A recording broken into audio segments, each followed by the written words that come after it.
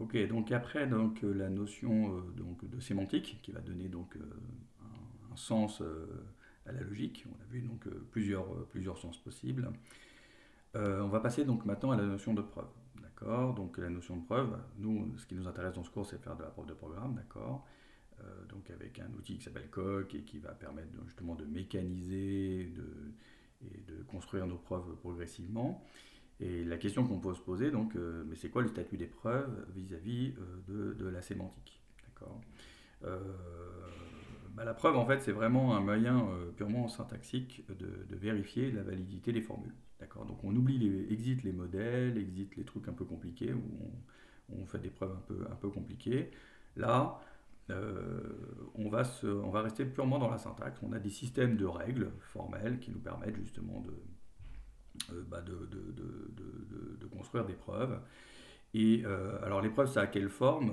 On va le voir, hein, il y a plusieurs systèmes de preuves formelles. Bon, vous avez peut-être vu les années précédentes des systèmes comme la déduction naturelle ou le calcul des séquents.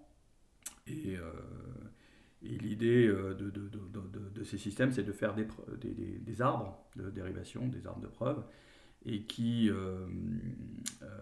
et qui à un moment donné sont clos. D'accord. Et lorsqu'on a une dérivation ou un arbre de preuve clos, à ce moment-là, on peut dire que la formule est valide.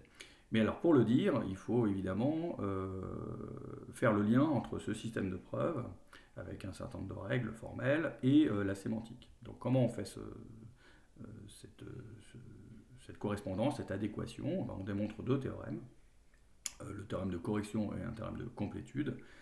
Donc le théorème de correction dit que si je trouve une preuve dans ce système de règles avec des règles formelles, alors P est vrai. Donc P est valide en fait. C'est-à-dire que je peux trouver un modèle, enfin dans tous les, on va dire dans toutes les interprétations, ben, j'ai bien un modèle de P.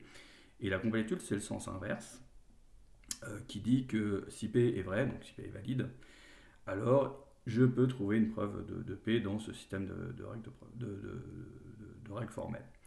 Et ces deux théorèmes, je dirais, de correction de complétude, bah, sont démontrés une fois pour toutes. Une fois qu'on a un système de preuves, et ben on démontre ces théorèmes une fois pour toutes, et après on les jette, entre guillemets, et ça veut dire qu'on peut éviter de faire des modèles, etc. Et on fait juste des preuves pour démontrer la validité des formules. C'est un moyen purement syntaxique, c'est ça qui est intéressant finalement. On ne tombe pas dans les interprétations et autres modèles de la sémantique. Alors en termes je dirais de systèmes de preuves, il y en a eu plusieurs historiquement. Hein.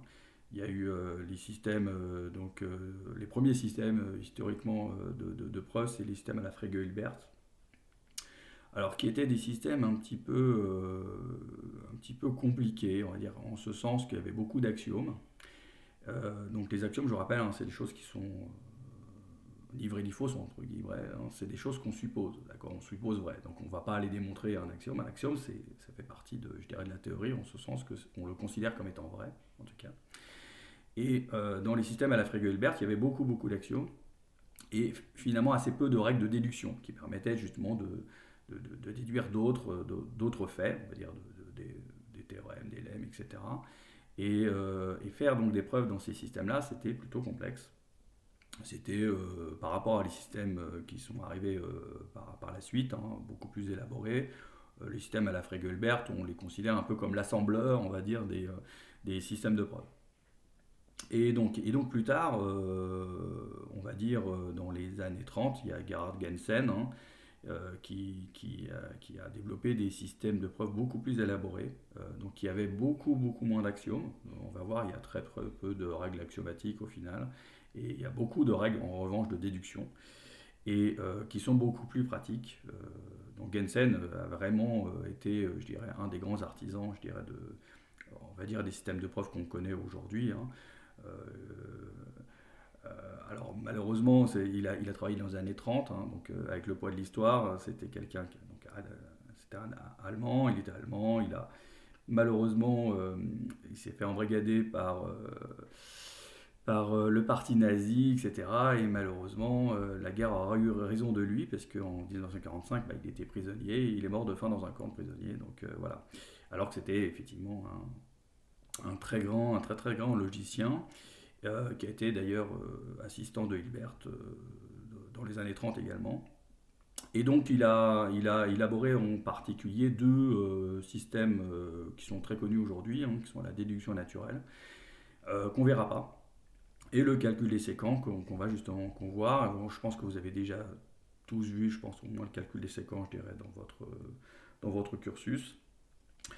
Et le calcul des séquences qui est très très pratique pour faire des preuves, on le verra. Je pense que c'est plutôt, il est très orienté un peu preuve automatique, on va le voir. Il permet de déduire, enfin, il n'y a pas beaucoup de questions à se poser, et ça permet effectivement de déduire très rapidement les preuves.